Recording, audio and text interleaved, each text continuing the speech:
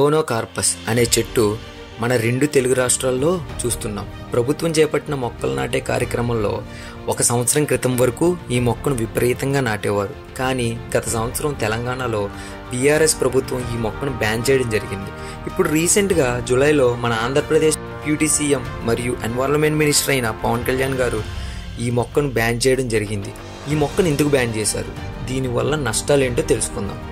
Conocarpus, కోనో అంటే cone అని అర్థం. కోన్ ఆకారంలో ఈ చెట్టు పెరుగుతుంది. కార్పస్ అంటే ఫ్రూట్. ఈ 2 పదాలని కలిపి కోనోకార్పస్ అని ఈ మొక్కను పిలవడం జరుగుతుంది. ఈ మొక్క కాంబ్రేడేషియా అనే కుటుంబానికి చెందిన మొక్క.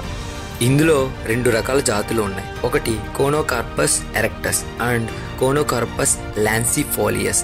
ఈ మొక్కలు ఎక్కువగా నీరు ఉండే చోట్లలో పెరుగుతాయి. ఇది ఒక ఎక్సాటిక్ ప్లాంట్, అంటే వేరే దేశం నుండి ఎక్స్పోర్ట్ చేసుకున్నాం అన్నమాట. ఈ మొక్కలు త్వరగా గుబురుగా పెరుగుతాయి. కానీ మన రాష్ట్రంలో జరిగిన పరిశోధనలో ఈ మొక్కల వల్ల బెనిఫిట్స్ కంటే సైడ్ ఎఫెక్ట్స్ ఎక్కువ ఉన్నాయని తెలిసింది.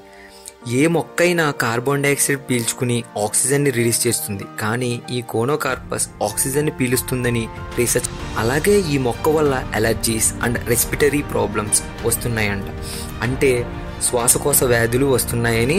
అంతేకాక ఈ చెట్లు గుబురుగా, వీటి వేలు చాలా లోతుగా వెళ్ళి డ్రైనేజ్ సిస్టమ్ పాడు చేస్తున్నాయని, రోడ్లను బీటలు వారేలా చేస్తున్నాయని పేర్కొన్నారు.